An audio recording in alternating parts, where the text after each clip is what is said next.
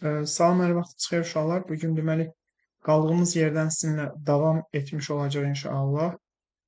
Biz belə deyək, bərabər təcilli hərəkətlə bağlı sürət, yol, yer dəyişmə düsturlarını izah etdik. İndi həmin o bərabər təcilli hərəkəti, yəni bərabər yeniləşən və bərabər yavaşlayan olmaqla daha da inşallah xarakterizə edərək ətraflı öyrənməyə çalışacaq ki, buradakı çalışmaları necə rahat yaza bilək. Əvvəlcə qeydlər haqqında danışacağım, sonra o bərabər təcilli hərəkətin çalışmalarına baxacağım və gələn səfər inşallah, gələn səfər onlayn dərsimizdə, yəni 4-cü gün bu bölməni tam qurtarıb gəlmək lazımdır şagirdlər. Biz keçən dərs keçəndə yaza bildiklərinizi yazın demişdim, sadəcə qrafiklərə çıxmaq şərti ilə. Yazmısınız inşallah. Onlayn qoşulanların sırf dərsdən sonra nə qədər yazdığını yoxlayacağım. Az sonra dərsin sonunda vaxt ayıracağım, yenə də yaza bilmədiyiniz suallar haqqında müzakirə aparacağıq. Amma əvvəlcə bərabər təcilli hərəkəti biz tam olaraq keçək inşallah. Hər kəs buradadsa başlayaq. İndi uşaqlar, bərabər təcilli hərəkətdə qalan məqamlar haqqında sizinlə danışacağam. Biz dedik ki, sürətinə görə iki cür hərəkət var. Bərabər sürətli hərəkət, yəni V-nin konst qaldığı hərəkət. Bir də ki, dəyişən sürətli hərəkət, V-nin konst qalmadığı hərəkət. Bərabər sürətli hərəkət, V-nin konst qaldığı hərəkət və bərabər sürətli olmayan hərəkət. Biz bilirik ki, bərabər sürətli hərəkətdə yol üçün düstur nədir? V0 VT deyir. Dəyişən sürətli hərəkətdə keçən dərs keçdik ki, V0T üstə gəlsin AT kvadratı bölü 2. İndi əsas məsələ nədir uşaqlar? Birinci, mən sizə koordinat tənliyini danışmaq istəyirəm. Dəyişən sürətli hərəkətdə koordinat tənliyi necə idi? Onun haqqında danışmaq istəyirəm. Biz bərabər sürətli hərəkətdə koordinat tənliyi haqqında danışmışıq. Nə demişdik? Demişdik ki, ümumiyyətlə, koordinat tənliyi elə bir şeydir ki, cismin başlanğıc koordinatının üstünə getdiyi yolu gəlməlidir. Yəni, söhbət nədən gedir? X oxudur, bu cismin başlanğıc koordinatıdır 2-dir.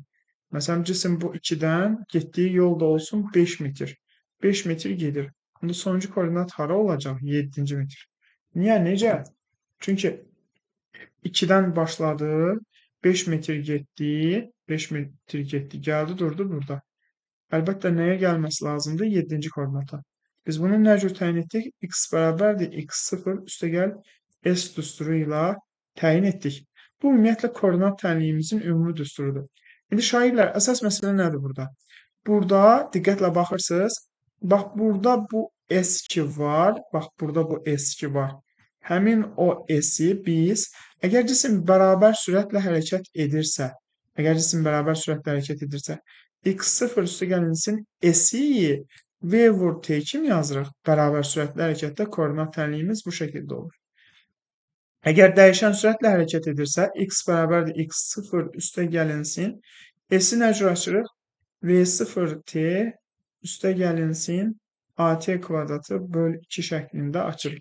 Yenə deyirəm, bizim koordinat tənliyimiz 2 var şagirdlər. Koordinat tənliyimiz 2 var. Bax, bu koordinat tənliyini biz bərabər sürətli hərəkətdə bu cür, dəyişən sürətli hərəkətdə bu şəkildə yazmış oluruq. Yenə deyirəm, hardan gəldik bu tənliyə? Koordinat tənliyinin ümumi düsturu x0 üstə gəl S şəklindədir.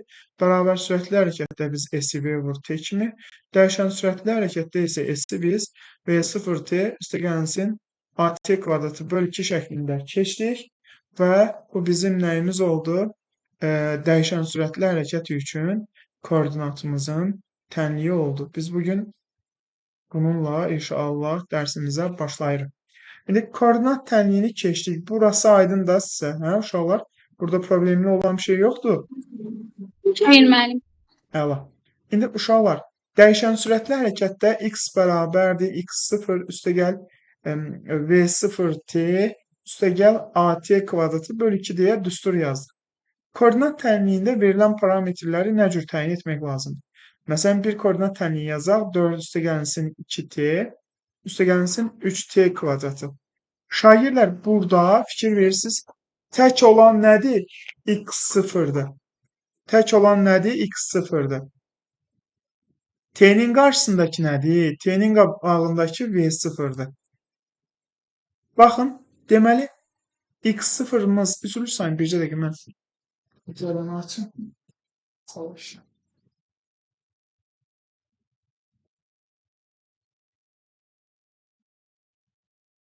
Deməli, tək olanımız x0'dır. T'nin qabağındakı x0'mız nə olacaqdır? T'nin qabağında nə var? V0. V0'mız nə olacaq? 2 olacaq. Baxın burada t kvadratın qabağında nə var? A böl 2. Burada t kvadratın qabağında nə var? 3. Deməli, A böl 2'miz nəyə bərabərdir şagirdlər? 3'ə. Onda buradan A nəyə bərabərdir? Bax, buna çarpaz vursaq, A'mız buradan 6'ya bərabər olmuş olacaq. Məsələn, A'mız burada 3 yox 13 olsa, A böl 2'ni nəyə bərabər eləyəcək? 13'ə. Onda A'mız neçəyə bərabər olacaq? 26'ya. Və yaxud da ki, burada deyək ki, mənfi 2 çıx 2 olsa, A böl 2'miz mənfi 2'dir. Təcilimiz nə olacaq? Mənfi 4. Və yaxud da heç bir şey olmasa, deyək ki, üstəgəl t kvadrat olsun. Burada nə var əslində? 1 var da. A böl 2 bərabərdir 1 yazsaq, A'mız nəyə bərabər olacaq? 2'yə. Yəni, uzun sözün qısası, biz nə deyə bilərik? Deyə bilərik ki, biz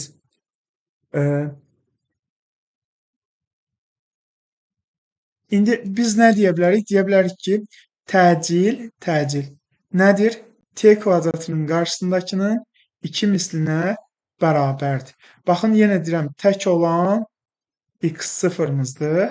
Yəni, başlanğıc koordinatımız. Şagirdlər, T'nin qabağındakı nədir? V0'dır. Yəni, bu 2. Və A böl 2 də nədir uşaqlar? A böl 2 də burada, yəni təcilin yarısı da T'nin kvadratının qabağında nə varsa ona bərabərdir. Hal-hazırda 1 var, təcili 2 götürəcək. Bu koordinat tənliyindən bu məqamları nə edirik inşallah? Biz aydınlaşdırmış oluruq. Bu məqamları aydınlaşdırmış oluruq. Yeri gəlmişkən mən bu qeydləri sizin onlayn qrupunuza da atım ki, sonradan bəzən soruşursunuz ki, müəllim, filan şey necə oldu kimisindən. Onda probleminiz olmasın deyə hər qeydi mən çalışacağam atım. İndi uşaqlar, bu koordinat tənliyində bilməli olduğumuz şeylər. Koordinat tənliyində bilməli olduğumuz qeydlərdən biri də nədir şagirdlər? Məsələn, siz bilməlisiniz ki, görürsünüz burada, bunları silək, çox beynimizi qarışdırmasın. Burada məsələn 3t kvadrat yazaq. Bax, görürsünüz şagirdlər burada. Məsələn, burada V-də müsbətdir burada. A da müsbətdir. A-mız müsbət 6-dır, V-miz müsbət 2-dir. Hər ikisi də müsbət olanda və yaxud da hər ikisi də burada mənfi olanda nə olurdu? Bərabər yeyinləşən. Demək ki, biz nəyə görə təyin edəcəyik yeyinləşən və yaxud da ki, yavaşlayan olduğunu? Koordinat tənliyində baxırıq. Həm t-nin kvadratının qabağındakı, həm t-nin qabağındakı mənfidirsə və yaxud da hər ikisi müsbətdirsə, bərabər yeyinləşən olacaq. Əgər biri müsbət, biri mənfidirsə, məsəl üçün çıx 2t, üstə gəlsin 3t kvadratı yazılıbsa, onda nə cür olacaq? Hərəkət bərabər yavaşlayan olacaq. Məsələn, deyək ki, bu üstə gəl 2t çıxılsın 3t kvadratı olsa, yenə də hərəkət nə cür olacaq? Bərabər yavaşlayan. Biri müsbət, biri mənfi olanda yavaşlayan, hər ikisi müsbət və yaxud da hər ikisi də mənfi olanda bərabər yeyinləşən hərəkət olacaq. Sonra biz nə deyə bilərik başqa koordinat tənliyinə görə? X oxu istiqamətində gedib getməməsi məsələsi. X oxu istiqamətində gedib getməməsi məsələsi. Siz baxırsınız ki, burada t nə cürdür uşaqlar? Məsəl üçün, müsbət 2t-dir. Onda V müsbət olduğuna görə hansı istiqamətdə gedəcək bu X oxu? Çünki biz nə demişdik? Demişdik ki, V müsbət olanda cisim hansı istiqamətdə gedir deməkdir? X oxu istiqamətində gedir deməkdir. Cisim əgər sürəti mənfi götürülərsə, yəni V mənfi olduqda cisim hansı istiqamətdə gedir deməkdir? X oxunun əksinə gedir deməkdir. İndi uşaqlar, burada məsəl üçün çıx 2t yazılıbsa, yəni mənfidirsə, cisim hansı istiqamətdə gedəcək? X oxunun əksinə inşallah getmiş olacaq. Bu belə. Yəni, koordinat tənliyinə baxanda V-nin və A-nın işarəsinə görə hərəkətin yeyinləşən və yaxud da yavaşlayan olduğunu deyə bilərsiniz. Hər ikisi müsbət, hər ikisi mənfi olanda, hər ikisi mənfidir. Hal-hazırda yeyinləşən tənlidir. Hər ikisi müsbətdir. Hal-hazırda yeyinləşənin tənlidir. Amma biri mənfi, biri müsbət olanda isə yavaşlayanındır. X oxu istiqaməti və yaxud da onun əksinin olduğunu təyin etmək üçün sadəcə V-nin işarəsinə baxacaqsınız burada. V mənfidirsə, X oxunun əksinə gedəcək. V əgər burada müsbətsə, X oxu istiqamətində nə olacaq? Gedilmiş olacaq. Bu, koordinat tənliyinə görə hərəkətin xarakterizə edilməsidir. Məsəl üçün, bunu hər hansı bir fizikadan başa çıxmayan birisinə göstərsək, sadəcə olaraq ədədlər və hərflər toplusu kimi baxacaq. Amma biz artıq buna baxanda deyirik ki, məsələn, cismin başlanğıc andakı koordinatı 4 olub. 4-dən hərəkətə başlayıb, sürət -2 olduğuna görə 4-dən əks istiqamətdə gedib. Yəni 4, 3, 2, 1, 0, -1 bu istiqamətdə gedib. Və də məsələn, sürət mənfi olub x oxunun əksinə gedib, təcil müsbət olduğuna görə bu hərəkət yavaşlayan olur. Yəni belə-belə biz koordinat tənliyinə baxıb onun haqqında nə edə bilərik? Bir çox fikri yürüdə bilərik. Ona görə də xahiş edirəm bu koordinat tənliyi anlayışını mütləq və mütləq şəkildə, gözəl şəkildə öyrənməyiniz lazımdır. Yenə deyirəm, koordinat tənliyimiz nə oldu? X bərabərdir, x0 üzərinə gəlinsin, V0t üstə gəl AT kvadratı böl 2 oldu. Bunlar da aydındır inşallah sizə uşaqlar. Problemi olan varsa desin, aydınlaşdıraq.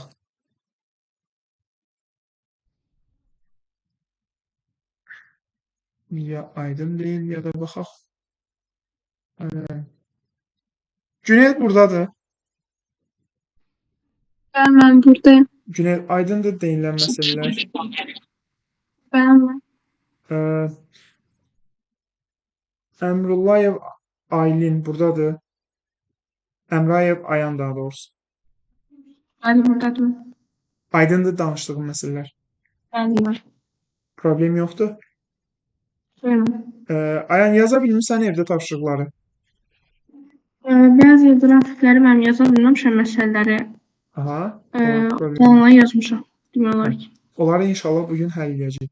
Yaxşı, bəs sən Günel yaza bilmirsən nəsə? Nə yazmısan, neçəyə kimi yazmısan? Mən də yazmışam. Arada bazı bir şeylərəm oldu. Neçədən yazmısan, neçəyə kimi yazmısan? Mən 30-a qədər yazmışam. Çox az. Türkan Nəzərova buradadır. Türkan buradasan? Bəli, mən buradayım. Sən yaza bilmirsən? Mən 100-ə qədər yazmışam. Hə, maşallah. Bəs Əmrayev Ayan dedik, Türkan dedik. Nərmin buradasan?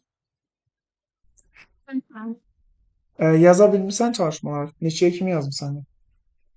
Ayda 5'e kimi yazmışam. Bəzi qrafiklər falan aydın onlara yazmamışam. Hə. İndi uşaqlar, xüsusilə də Türkan, siz yəni gəlmirsiniz deyə sizin adınızı çəkib dəqiqləşdirirəm. Nərmin, Günel, sizlər inşallah sualınız olduqca deyin. Hal-hazırda danışıram. Ay nə bilim, video izah götürülür falan, sual verilməzlik eləməyin. Deyin, təkrar da olsa bunları sizə inşallah izah edim. Aydındır? Hə.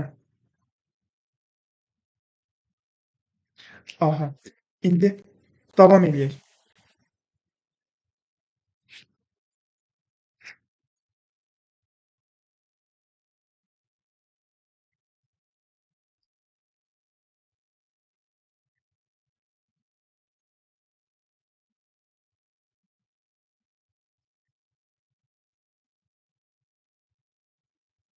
Aha. İndi uşaqlar davam edək.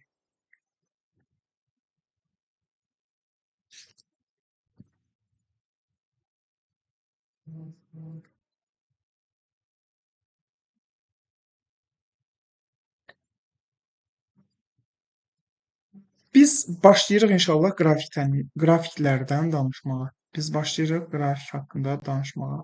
Nələr var, nələr yox, inşallah aydınlaşdıracaq və sualınız olduqca deyin.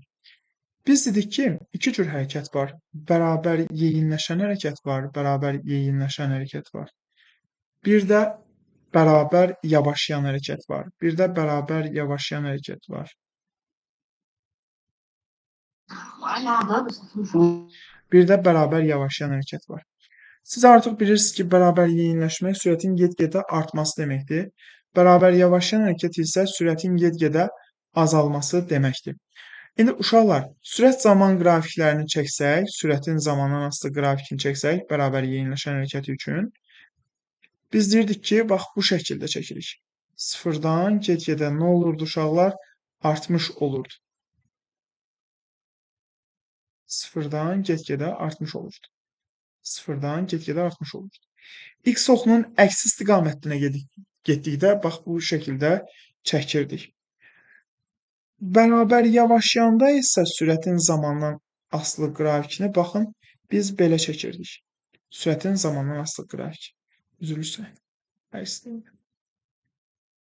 Bərabər yavaşlayan hərəkətdə isə sürətin zamandan asılı qrafikini biz belə çəkirdik. İndi uşaqlar, yenə deyirəm, baxın burası sıfırdır, burada sürətdən söhbət gedir. Sürətin zamandan asılı qrafikindən söhbət gedir. Sürətin zamandan asılı qrafikindən söhbət gedir. Yeyinləşirsə, yəni bu o deməkdir ki, get-gedə zaman keçdikcə, baxın, deyək ki, müəyyən bir T1 zamanında sürət budursa, T2 zamanında sürət bu olur. Bax, 1 və 2-ci qrafik. Burada 1 və 2-ci qrafik hərəkətin x-ox istiqamətində baş verdiyini göstərir. Amma 3 və 4-cü qrafik isə, yəni T-dən aşağıda olan qrafiklər, hərəkətin x-oxunun əksinə baş verdiyini göstərir. Ümumiyyətlə, siz bilirsiniz ki, sürət müsbət olanda cisim x-oxu boyunca hərəkət edir, cisim x-oxu boyunca hərəkət edir. Baxın, sürət mənfi olanda isə cisim x-oxunun nəyinə hərəkət edir? Əksinə. Burada sürət nə cürdür? Mənfidir. Və burada sürət nə cürdür? Müsbətdir, sıfırdan yuxarıdadır. Onda hansı istiqamətdə hərəkət edir? X-oxu istiqamətində hərəkət edir. Burada sürət nə cürdür? Mənfidir. Onda cisim hansı istiqamətdə hərəkət edir? X-oxunun əksinə hərəkət edir deyirik. Yəni, qrafiklərin aşağı hissələri x-oxunun əksini göstərir. Yuxarı hissələri isə x-oxu istiqaməti göstərir. İndi biz dedik ki, yuxarıdakı bu qrafik bərabər yeyinləşənə aiddir. Bu x-oxu istiqamətində, bu isə x-oxunun əksinə. Deyək ki, 2 buranı götürək. İndi 3 və 4 bərabər yavaşlayana aiddir. 3 x-oxunun istiqamətində yavaşlayandır. 4 isə x-oxunun əksinə yavaşlayandır. Buna uyğun olaraq, müvafiq olaraq yol zaman və yaxud da ki, yer dəyişmə, koordinat zaman qrafiklərini də gəlin çəkək. Baxın, uşaqlar, söhbət bərabər yeyinləşən hərəkətdən gedirsə, burada bizim indi inşallah çəkə bilərik. Qrafiki planşetlə şaquli xətləri biraz çəkmək rahat olmur. Daha da üfüqlər rahat. Deməli, burada yer dəyişmə zaman qrafiklərinə, yol zaman qrafikinə baxırıq. Yeyinləşən hərəkətdə baxın, yolun zamandan asılı qrafiki belədir. Belə qrafik də var. Yenə deyirəm, bax, T-dən aşağıda olan bu qrafik hərəkətin x-oxunun əksinə getdiyini göstərir. Yuxarıdakı qrafik isə 1 deyək, hərəkətin x-oxu istiqamətində getdiyini göstərir. Hər ikisi də yeyinləşən hərəkətin qrafikidir. Aşağıda isə yavaşlayan hərəkətin qrafikini çəkək. Bax, x-oxu istiqamətində yavaşlayan budur 3. X-oxunun əksinə doğru yavaşlayan isə budur. Bu da yer dəyişmə zaman qrafikidir. Bunların əlbəttə yuxarısı həm də yola aiddir. Ümumiyyətlə isə bunun yanına bir x da yaza bilərik ki, koordinat zaman qrafikləri də bu şəkildə çəkilir. Baxın, unutmayın şagirdlər. Biz bilirik ki, yol zaman qrafiki nə olur? T-dən yuxarıda olur. Aşağısı yola aid deyil. Onu deyim. Gəlin, bunu hətta qaraldaq. S-i də qaraldığımız kimi bunu da qaraldıq. Bax, yol zaman qrafiki belə olur. Yavaşlayan hərəkət üçün, yeyinləşən hərəkət üçün isə bu şəkildə. Amma aşağı olan hissələr isə nəyə aiddir? Həm də yer dəyişmə zaman qrafiklərinə və cisim hansı istiqamətdə hərəkət etdikdə x-oxunun əksinə. Ümumiyyətlə, bir şeyi yadınızda saxlayın. Ha sürət zaman qrafiki, ha yol yer dəyişmə zaman qrafikində, yol yox. Aşağı hissələr cismin x-oxunun nəyinə getdiyini göstərir? Əks istiqamətdə getdiyini əlbəttə ki, göstərmiş olur. Bu belə. Baxın qrafikin belə niyə olmasına gəldikdə, bərabər yeyinləşən hərəkət nə deməkdir? Sürətin get-gedə artması deməkdir. Bərabər yeyinləşən hərəkət nə deməkdir? Sürətin get-gedə artması deməkdir. Sürət artdıqca gedilən yol da artıb çıxıb gedir. Bax, gedilən yol da artıb çıxıb gedir. Və yaxud da yer dəyişmə artır x oxunun əksinə doğru bu şəkildə. Amma yavaşlayan hərəkət demək nə deməkdir? Müəyyən müddətdən sonra sürəti dayanacaq və gedilən yol olmayacaq artıq. Fikir verirsiniz? Baxın indi yavaşlayan qrafikə. Məsələn, deyək ki, gəldi yol zaman qrafikində 1, 2, 3, 4. Müəyyən müddətdən sonra sürəti sıfır olandan sonra nə olmayacaq? Hərəkət olmayacaq. Hərəkət olmadığına görə məsəl üçün burası 5-dirsə 6-ya da çıxmayacaq bu qrafik. Amma görürsüz, get-gedə gedilən yol artıb çıxıb gedir. Artıb çıxıb gedir. Yenə deyirəm, qrafikin aşağı hissələri x oxunun əksini göstərir, yuxarı hissələri isə x oxu istiqamətini göstərir. Birinci hissə göy olanlar sürət zamanı üçün yeyinləşən, yol zamanı üçün isə yeyinləşən. Burada isə sürət zamanı üçün yavaşlayan hərəkətə, yol zamanı və yaxud da yer dəyişmə zamanı üçün isə yavaşlayan hərəkətə aid qrafiklərdir. Bu qrafiklərdə də bilməli olduğumuz qeydlər var. Bu qeydlərdən biri də sürüşdürmə metodu uşaqlar. Sürüşdürmə metodu nədir? Sürüşdürmə sual var mı? Bəli. Ben bir de başlarsa zahmet olmasın. Sən kim idin? Ben Tamerlan idim müəllim. O grafiklə yaxşı başa düşmədim. Hə, narahat olma. Bir də izah edərəm inşallah. Sürüşdürmə zaman. Sən nəyin başa düşmədin inşallah? Müəllim yavaşlayan var. Mən göy rəngdə eləyən var. Mən yeyinləşən olan. Hə. Yeyinləşən, yavaşlayan onları mənim.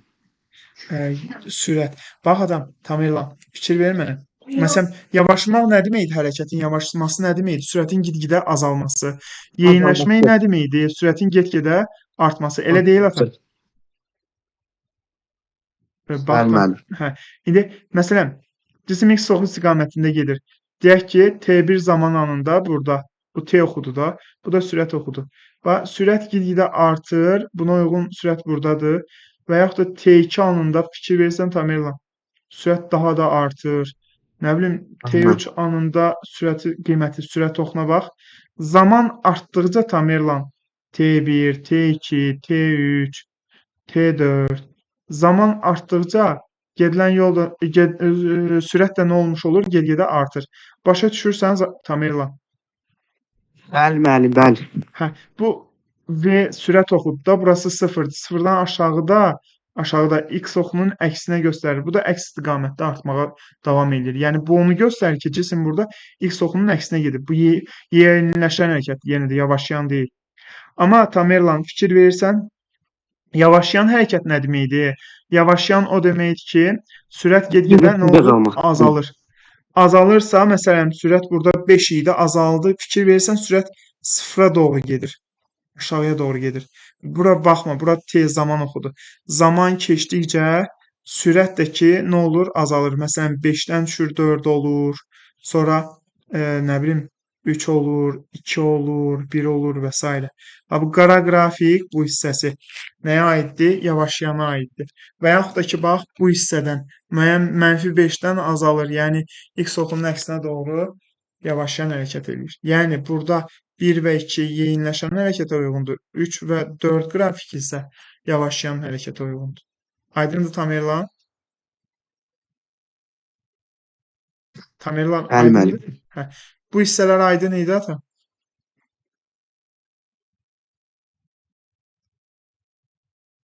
Bu hissələr aydın idi Tamerlan? Bəli müəllim, bəli. Lap yaxşı. İndi sürüşdürmə metodu anlayışı var. Bu nə mələm şeydir? Bəzən qrafiklərin tam olaraq yeyinləşən, yavaşlayan və yaxud da ki, x oxu istiqaməti onun əksi olduğunu bilmirik. Bu zaman sürüşdürmə metodundan nə edəcəyik? İstifadə etmiş olacaq. Bu zaman sürüşdürmə metodundan uşaqlar istifadə etmiş olacaq. Bəs müəllim, bu sürüşdürmə metodu anlayışı nədir? Bu sürüşdürmə metodu anlayışı nədir? Gəlin ona baxaq. Bu zaman sürüşdürmə metodu anlayışından istifadə edəcəyik.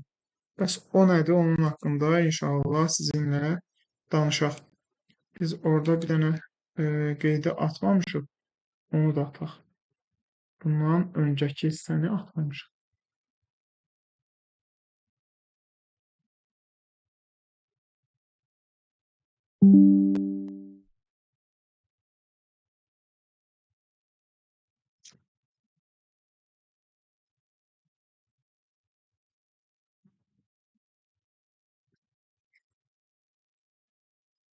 Hə, sürüşdürmə metodu deyəndə nə başa düşülür? Bunu buradan radikal izah edəcəm inşallah.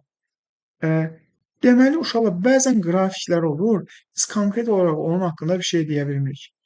Baxaq, baxın, məsələn, belə bir qrafik çəkək, belə bir qrafik çəkək. Deyək ki, qrafik budur.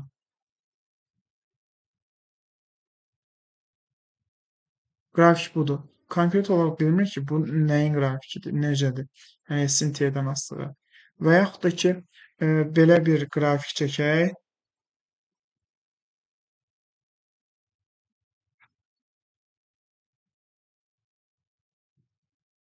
Məsəl üçün,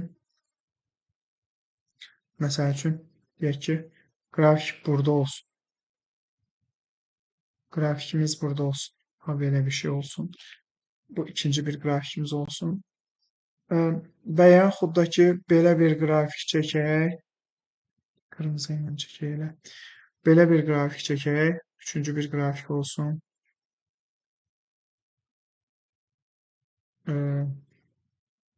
O da belə olsun. Üçüncü qrafikimiz olsun. Bax, bu birinci, ikinci, üçüncü qrafiklər.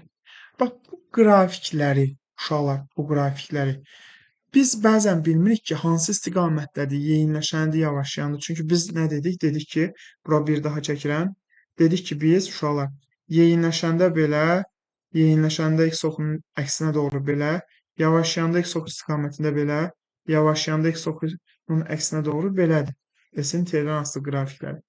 Axı bu qrafiklərə çox da bənzəmir. Bəs bunun nə olduğunu biz nə cür təyin edəcəyik? Bax, bunun üçün bu qrafikin başlanğıc nöqtəsini gətirib sürüşdürüb qoyursunuz koordinat başlanğıcına və oradan çəkirsiniz. Oradan çəkəndə nə olur? X oxu istiqamətində yavaşlayan hərəkət olur. Ha, X oxu istiqamətində nə olur? Yavaşlayan hərəkət olmuş olur. Məsələn, bunun başlanğıcını, şagirdlər bunun başlanğıcını sürüşdürüb gətirib koordinat başlanğıcına qoyanda nə görürsünüz uşaqlar? Bax, bu üçüncünün başlanğıcını. X oxu əksi istiqamətində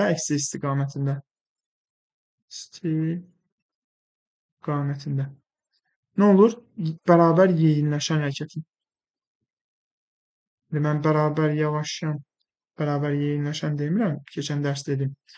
Yeyinləşən və yaxud da yavaşlayan deyəcəm. Amma bilmək lazımdır ki, bu bərabər yeyinləşən və yaxud da bərabər yavaşlayan hərəkət. İndi şagirdlər, məsələn, bunun da başlanğıcını sürüşdürüb gətirib koordinat başlanğıcına qoyanda nə görürsünüz? Görürsünüz ki, bu hansı istiqamətdədir? Bu da elə x oxu istiqamətində yavaşlayan hərəkətin qrafikidir. Və yaxud da ki, məsəl üçün, burada qrafik belə verilsin. Və dördüncü misalda çəkək. Məsələn, burada qrafik belə verilsin. Onda nə edəcəyik? Bunun başlanğıcını sürüşdürəcəksiniz, gətirib qoyacaqsınız bura koordinat başlanğıcına. Onda x oxu istiqamətində yeyinləşən qrafik olacaq. Yəni, bu S-in T-dən asılığı üçün sürüşdürmə metodudur uşaqlar. Bax, S-in T-dən asılığı üçün sürüşdürmə metodudur ki, sürüşdürmə metodu. Bəzən qrafik haqqında konkret bir fikir söyləyə bilmədikdə biz onu nə etmək məcburiyyətində qalırıq?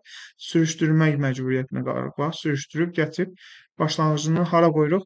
Koordinat başlanğıcına. Məsələn, qara qrafik buradaydı, sürüşdürdük, gətirdik, başlanğıcını koordinat başlanğıcına qoyub onu çəkdik oradan.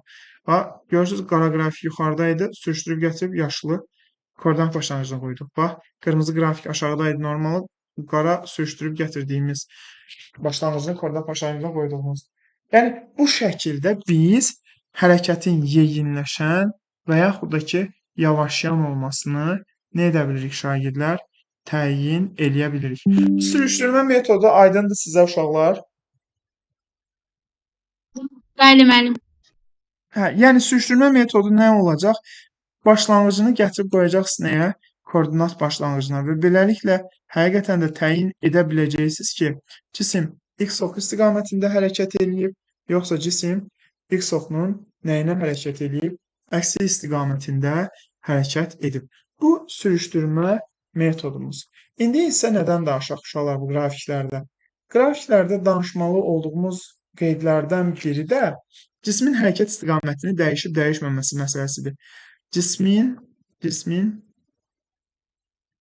hərəkət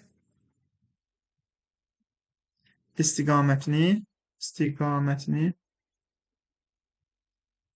neçə dəfə dəyişib? Bax bu sualın cavabıdır. Neçə dəfə dəyişib? Biz bunu nəyə görə təyin edəcəyik? Dəyişib. Və növbəti qeydlərdən biri də cisim hərəkət istiqamətini neçə dəfə dəyişib məsələsidir.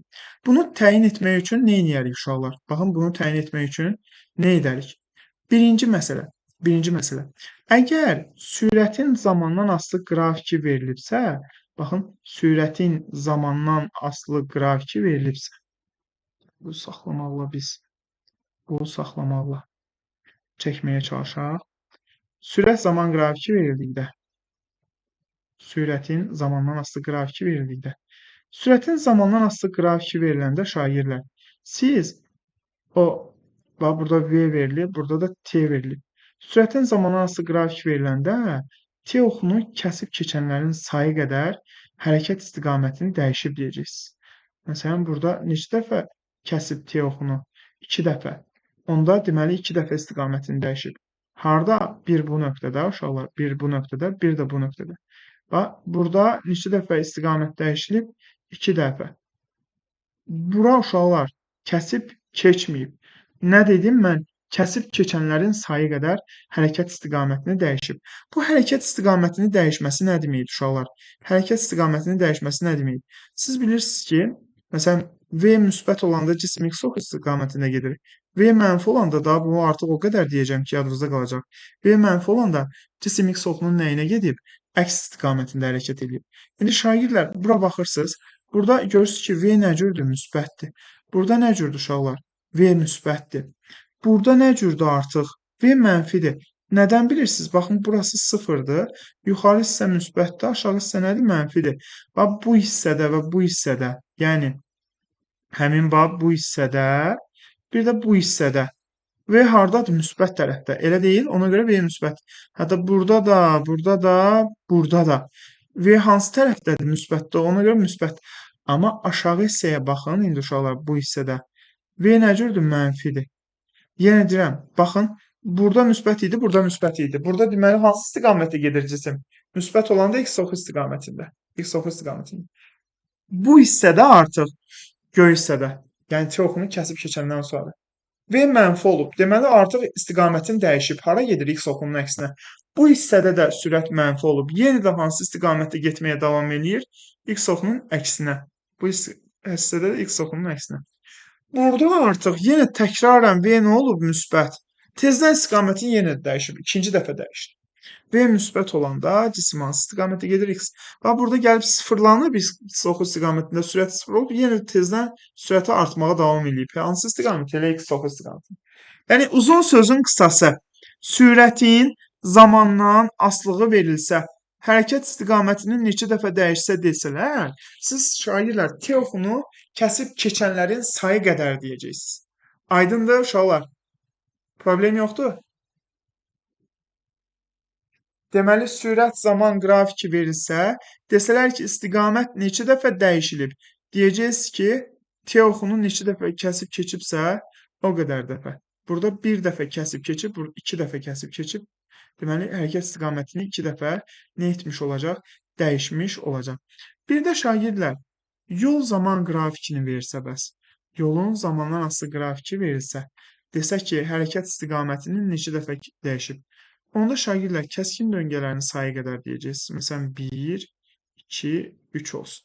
Bax, hərəkət istiqamətini neçə dəfə dəyişib desə, kəskin döngələrin sayına baxacaqsınız. 1 dəfə, 2 dəfə, və 3 dəfə. Kəskin döngələrin nəyi qədər deyəcəksiniz? Sayı qədər demiş olacaqsınız. Yenə deyirəm, hərəkət istiqamətini neçə dəfə dəyişib desələr, deyəcəksiniz ki, kəskin döngələrin sayı qədər. 3 dəfə hərəkət istiqamətini dəyişib. Deməli, yer dəyişmə zamanında kəsib keçənlərin sayı qədər, yolun zamanlaması qrafiki verilsə isə, kəskin döngələrin nəyi qədər deyəcəksiniz? Sayı qədər hərəkət istiqaməti nə edilib deyəcəksiniz? Dəyişilib deyəcəksiniz. Bunu da şagirdlər mütləq və mütləq şəkildə unutmayın. Burası da aydındır.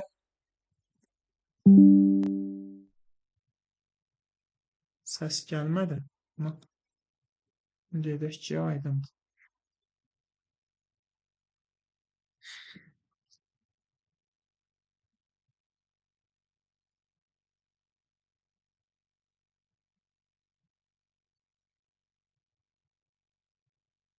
Uşaqlar, yəni bax, bayaq 39 nəfər idi, indi kifayət qədər. Türkan, aydındır sənə bunlar? Bəli, Ayan aydındır, Əmrayev. bəli, Nərmin, Günel. bəli. Bəli, aydın. Əla. Xahiş edirəm, başa düşməyən məqam olanda sual verin. Tamerlan, aydındır atan bunlar sənə? Tamerlan. Yaxşıdır.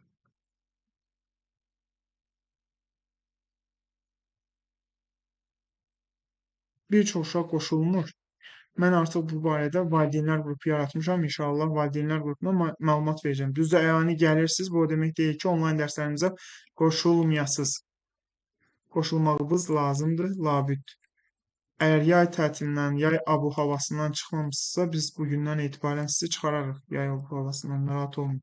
Bir valideynlərinizə lazım olan hər şeyi çatdırmalı. Qoşulmaq lazımdır dərslərə. Cismin hərəkət istiqamətini neçə dəfə dəyişib, baxın uşaqlar, biz bunu bu şəkildə nə edəcəyik? Təyin eləyəcək. Sonra bilməli olduğumuz məqamlardan biri də nədir uşaqlar? Bilməli olduğumuz mühüm məqamlardan biri də n-ci saniyədə gedilən yolun düsturudur. Bax, bizdən soruşula bilər ki, n-ci saniyədə gedilən yol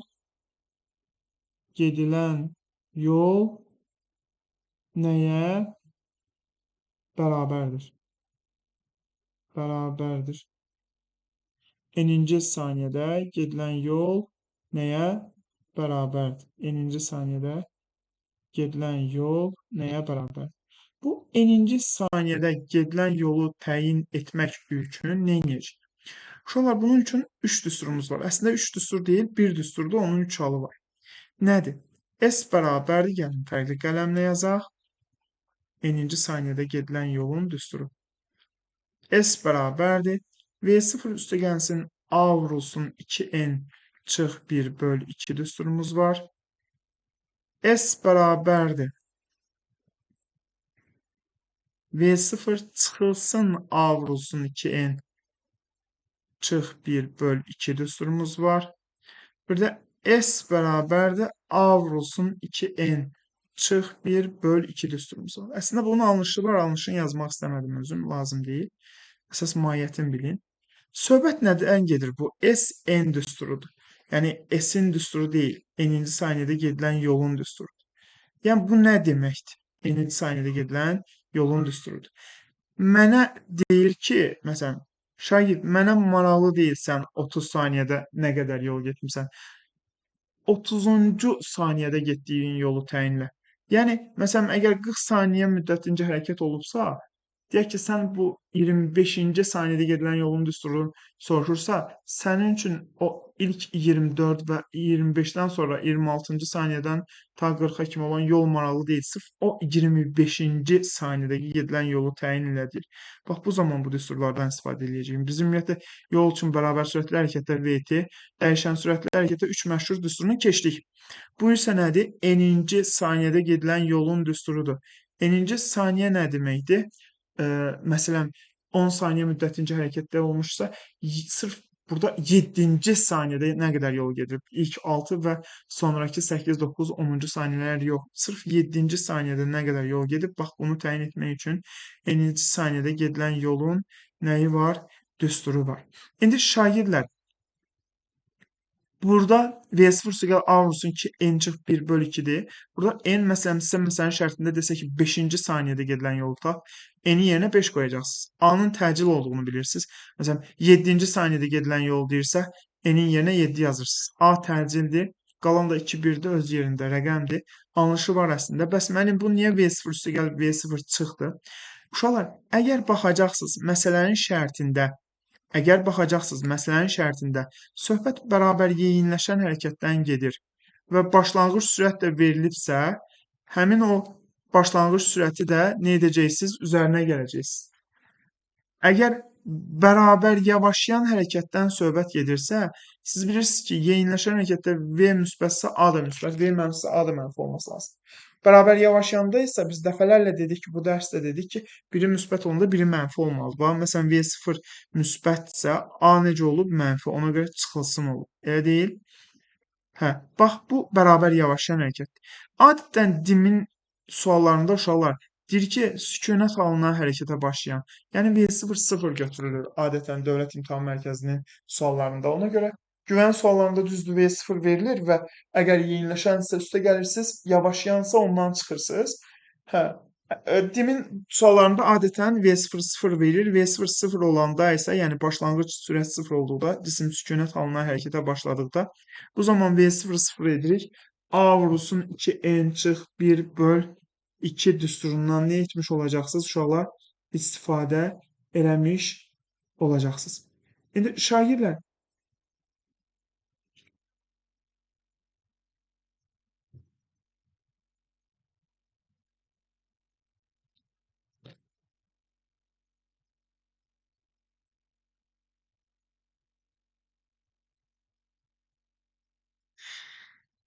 şagirdlər, burada aydındır, ümid edirəm ki, n-ci saniyədə gedilən yolun düsturu. Bax, bu n-ci saniyədə gedilən yolun düsturu da yadınızda qalması lazım olan, labid olan çalışmalardandır. İndi inşallah qalan qeydləri mən çalışacağam ki, testlər üzərindən sizə izah edim. Məsələn, dayanma, tormuz və s. ilə bağlı məqamlar və testlər var. Onları inşallah dəqiqə testlər üzərindən biz davam eləyəcək. Amma xüsusilə də 4 şagird, Nərmin Türkan və digərləri, Günel, Əmrayev Ayan, siz başda olmaqla. O biri uşaqlar əyanidə gələndə verəcəklər. Ona görə onları çox da şey eləmirəm. Zəhmət olmasa siz 4 nəfər nə sualınız var deyin mənə. Məsələn, birdən 20-yə kimi nə sualınız var? Birdən 20-yə kimi. Birdən 20-yə kimi nə sualınız var? 17 var. 17-yə kimi var uşaqlar sual. 11. 11-ə kimi var. Deyir ki, hansı hissə bərabər yeyinləşən hərəkətə uyğundur? Hansı hissə bərabər yeyinləşən hərəkətə uyğundur? Siz görürsünüz ki, burada sürət zaman qrafikidir. A-dan B-yə gələndə bərabər sürətli hərəkətdir. Yəni, nə sürət artmayıb, fikir verirsiniz, sürət nə artmayıb, nə də sürət nə olmayıb, azalmayıb, bərabər sürətlidir. Amma B-dən C-yə gələndə sürət azalıb, sıfıra doğru gedib. C-dən D-yə gedəndə isə artıb sürət, yeyinləşən hərəkət. Burada da D-Y hissəsinə fikir verirsiniz, sürət nə olmayıb, dəyişməyib. Y-dən F-ə gələndə isə sürət nə olub, uşaqlar, azalıb. Yəni, burada bərabər sürətlidir, D-Y-də də bərabər sürətlidir. B-dən C-yə gedəndə yavaşlayandır, Y-dən F-ə gedəndə yavaşlayandır. Bizə bərabər yeyinləşən lazım idi, bərabər yeyinləşən hissə isə C-dən D-yə doğru olan hissəsidir. Yenə deyirəm, bax, burada da məsələn, deyir ki, hansı zaman intervalında cismin təcili sıfıra bərabər. Təcil nə zaman yaranırdı? Biz dedik ki, sürət artan və yaxud da ki, sürət nə edən zaman, azalan zaman. Bərabər sürətli hərəkətdə V kons qaldıqda təcil nə idi uşaqlar? Sıfıra bərabər idi. Təcil burada sıfıra nə zaman bərabər olacaq? Bərabər sürətli hərəkətdə. Sürətin sabit qalan hissəsi nədir? T2, T3 anıdır deyəcəksiniz. Mən yazım yavaş-yavaş davam edim elə. İlk 6 saniyə. Əgər suallardan hər hansı biri anlaşılmaz olsa, deyərsiniz izah edərəm təkrar. Cismin ilk 6 saniyədə getdiyi yolu hesablayındır. Şagirdlər, xahiş edirəm, mən özüm yazıram, göstərirəm ki, sükunət halı deyəndə yazmaq lazımdır ki, V0 bərabərdir 0. Bu oxuduz da, bu təcildir demək. Yazmaq lazımdır ki, A bərabərdir 0,1. İlk 6 saniyədədir. T bərabərdir 6. Getdiyi yolu deyir. S bərabərdir sual. Ondan sonra V0 verilib, A verilib, T verilib. Biz hansı düsturdan istifadə edəcəyik? Bax, ona gəlmək lazımdır. V0 T üstəgəl AT kvadratı bölü 2 düsturundan istifadə edərik. Çünki S soruşulur, V0 var, A var, T var və başlayıb yaza bilərik. V0 0 olduğuna görə V0 T gedir 0-a. Qalır nə? AT kvadratı bölü 2. A-nın yerinə 0,1, T'nin yerinə 6, kvadratı da 36 eləyəcək. Böl 2. 36-nı 2-yə böləndə 18, 0,1-ə vuranda 1,8 etmiş olacaq. Gəlin birazca qələmi kiçildə görsün. Kobud görsənməz.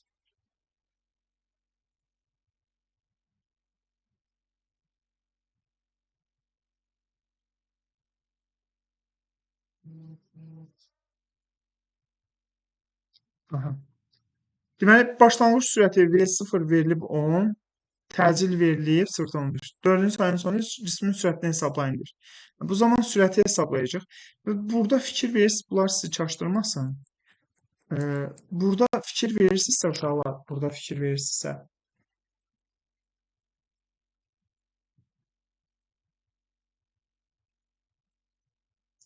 Burada fikir verirsinizsə. Başlanğıc sürət V0 verilib, A-da verilib, T-də verilib 4-cü saniyə. Cismin son sürəti soruşulur. V0 üstəgəl AT-dir. Tormuz sözünə görə biz tormuz deyəndə tormuz atan cisim nə cür hərəkət edir? Maşın tormuz atanda nə etməyə başlayır? Yavaşmağa. Bunu unutmayın. Tormuz atan cisim yavaşlayan hərəkət edir. Ona görə V0 müsbətsə A-nı nə etməliyik? Mənfi. Çünki yavaşlayan hərəkətdə biri mənfi idisə, biri nə cür olması lazım idi? Müsbət olması lazım idi. İndi V0-mız 10-dur, başlanğıc sürəti. Çıxılsın, A-mız 0,5-dir, T-miz də nədir? 4-dür. Ondan 4 vur 0,5 2 eləyəcək. Ondan da 2-ni çıxanda nə olacaq? 8 metr böl saniyə olmuş olacaq. Yəni, bu bizim bilməli olduğumuz nədir? Məqamlardan biridir ki, tormuz sözünü görəndə, məsələn, başqa misallarda da görəcəksiniz. Bu zaman siz nə etməlisiniz? V0 çıx AT yazmalısınız. Və məsələn, bərabər yeniləşən hərəkət edir. 4-cünün sonuncu sürətini hesablayın. Yeniləşəndir, heç bir dəyişiklik etməyə ehtiyac yoxdur. V0 üstəgəl AT ilə. Başlanğıc sürəti V0 bəllidir, 5-dir. A-mız 0,5-dir. T-miz də ki, nədir? 4-dür. Yerinə qoyarıq bunları rahatlıqla yazarıq. Uşaqlar, mən indi başlayıram bunları ardıcıl yaza-yaza getməyə. Siz əgər, məsələn, sizin yaza bilmədiyiniz hər hansı bir testin üzərindən keçmiş olsam, izah etmədən, o zaman zəhmət olmasa deyin, filan testi də izah edin, mən həmin testə geri qayıdım. Siz izləyin səhvlərinizi. Səhvlərinizi izah eləməsəm, deyin, həmin testə geri qayıdacağım. Başlanğıc sürəti V0 olan deyir, başlanğıc sürət V0-dır. T müddətindən sonra dayandı. Bu qızıl qaydalarımızdan biridir, dayandı sözü. Dayanmış bir cismin sonuncu sürətini biz 0 qəbul edirik. Birazdan bir neçə çalışma üzərində bunu göstərəcəm. Bu müddət ərzində cismin yerdəyişməsinin modulu hansı ifadə ilə təyin olunur? Siz uşaqlar, dayanan bir cismin, məsələn, yol üçün, yerdəyişmək üçün düsturlarından biri bu idi. V üstəgəl V0 bölü 2 vur T düsturu. Dayanan bir cismin sonuncu sürəti 0 olanda V0 T bölü 2 düsturu ilə nə edərik? İstifadə edərik. Və yaxud da ki, siz belə bir düsturunu keçmişsiniz yer dəyişmənin. Nə idi? S bərabərdir. V kvadrat çıxılsın V0 kvadratı bölü 2A düsturu. Fikir verirsiniz, dayanan bir cismin son sürəti 0 olduğuna görə V0 kvadratı bölü 2A da ola bilər. Yəni, bunu unutmayın. Düzdür, burada indi kvadrat olmadığına görə bu düstura girişmədik. Biz dedik ki, dayanan cismin, dayanmaq sözü bizim üçün qızıl qaydadır. Dayanmış bir cismin sonuncu sürəti 0-dır və qrafik düsturunda son sürətin yerinə biz 0-ı qoyduqda nə alırıq düstur olaraq? V0T böl 2 almış oluruq. Verilmiş T anında hansı ifadə ilə təyin olunur? koordinatı. Siz artıq az öncə keçdiniz. X normalda nəyə bərabərdir? X0 üstəgəl S-ə. Bərabər sürətli hərəkətdə VT ilə dəyişən sürətli hərəkətdə V0T üstəgəlinsin AT kvadratı bölü 2 ilə keçirik. T anından sonra dayandı deyirsə, baxın, başlanğıc sürəti də 0 verilibsə, V0 T-ni 0-a bərabər deyib, nə deyirik? X0 üstəgənsin AT kvadratı bölü 2 deyirik. Bu da hansına uyğundur? D variantına uyğun olmuş olacaq. Məsələn, sükunət vəziyyətindən deyir, V0 verilib, sükunət vəziyyəti deyirsə V0 sıfırdır. Bizim üçün təcil verilib, yer dəyişmə verilib, T verilib, cismin sürətini təyin elədir. Bax, təcil S, V0, T verilib, sürətini təyin etdir. Bəs bunu nə cür təyin edərik? Uşaqlar, indi diqqətlə baxın, S-in az öncə düsturunu keçdik. Yəni, dedik daha doğrusu. V üstəgəl V0 bölü 2 vur T düsturu. Biz burada V0 0 götürsək, nə qalır düstur? V0 0 götürüləndən sonra VT bölünsün 2 qalır. Elə deyil. Yəni, buradan biz nəyi tapmalıyıq? Bizdən soruşulan nədir şagirdlər? V-dir də. Bizim üçün nəyi soruşur? Sürəti. Sürəti tap deyir. Yəni, deyirəm, təcil verilib, S verilib, V0 verilib, T verilib. Məsələn, düz təcil olana getmədik, buna getdik, buna da tapaq, sonra təcilin olana baxaraq. Çünki təcil var cavablarda.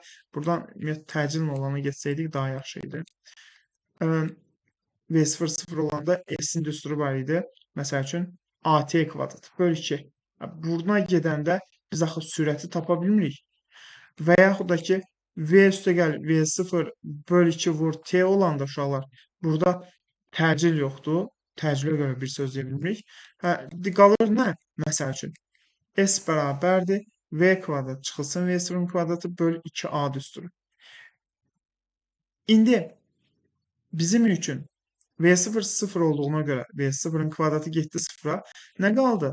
S bərabərdir, V kvadratı bölü 2A. Bizə nə lazımdır buradan sürət? Bax, buna 1DS kimi baxıb, yeni başlamayanlar üçün deyirəm. 2A-nı S-ə vursaq, biri də V kvadratdan vursaq, V kvadratı bərabərdir 2AS salarıq. Kvadratı silsək, sağ tərəfi nə edərik? Kök altına atarıq. Nə olacaq? Kök altda 2AS almış olacaq. Bunlar da eyni şəkildə təyin olunur. Məsələn, cismin təcili hansı ifadə ilə təyin olunur? Tamerlan, sən buradasan? Yalandan bir dənə sual verib çıxdı. Gəlməli, buradayam. Bəs bayaqları niyə yox idin? Tamerlan deyirəm. Müəllim Wi-Fi getmişdi, ona görə. İnşallah. V0 0-a bərabərdir. Bərabər təcilli hərəkət eləyir. A konstu. Və təcili hansı ifadə ilə təyin olunar deyir, bizdən soruşulur. Sükunət vəziyyətində hərəkətə başlayan bir cisim üçün təcil soruşulur. Nə düsturundan istifadə edərik? S bərabərdir V0T üstəgəl AT kvadratı bölü 2 düsturunda şagirdlər. V0 0 olanda burası 0-a gedir. Nə qalır? AT kvadratı bölü 2. İndi biz buradan nəyi təyin edərik şagirdlər? Təcili nə edərik? Təyin edərik. Təcili təyin etmək üçün çarpaz vursaq, 2 vurulacaq isə 2S bərabərdir AT kvadratına. Durub buradan A-nı tapsaq, A da nəyə bərabər olacaq? 2S bölünsün nəyə? T'nin kvadratına. Bax, burada A-nı tapsaq, 2S'i T kvadratına böləcək.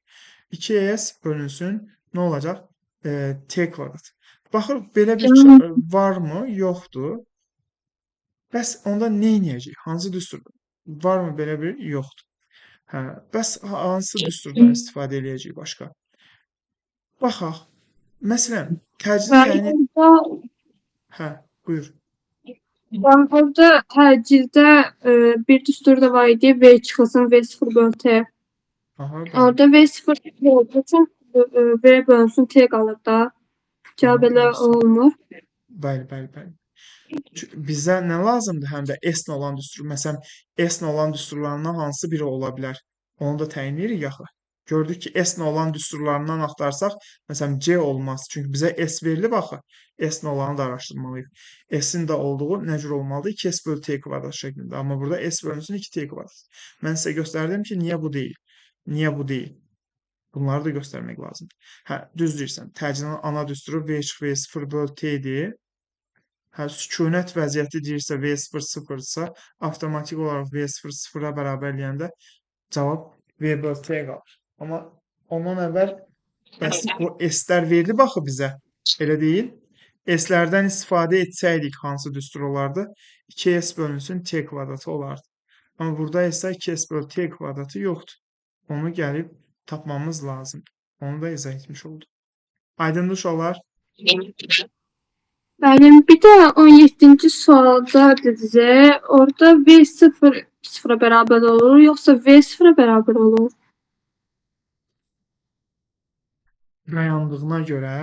Dayandığına görə dayanan bir cismin səncə başlanğıc sürəti 0 olur, yoxsa son sürəti 0 olur? Başlanğıc. Dayanan bir cismin sonuncu sürəti 0 Son. olardı. Biz dedik axı dayanmaq sözü bizim üçün açar sözdür. Dayanmış bir cismin sonuncu sürəti. Sükunət halına hərəkətə başladı deyəndə V0 0 olur. Dayandı deyəndə isə son sürəti 0 olur. Ona görə son sürəti 0 edirik. Onda nə qalır? V0T bölü 2 qalır. Başlanğıc sürəti V0 olan deyir. Bir də uşaqlar, bərabər yavaşlayan hərəkətsə, bir dənə heç orasına baxmayaq, burasına baxaq.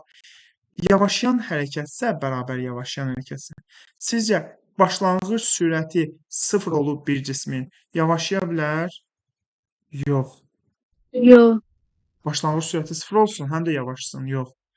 Cismin məsələn mənim bir qiyməti olar və o yavaş, məsələn 10 idi sürət, yavaşmağa başlayır. Yəni başlanğıc sürəti 0 götürülür ya burada bu şəkildə. Bərabər yavaşlanır. Dayandı deyirsə, dayandı deyirsə, sonuncu sürəti nə edirik? 0-a bərabər etmiş oluruq. Burada bu düsturlardan bir neçəsini də izah eləyək. Sükunət vəziyyətindən deyir. Sükunət sözün görən kimi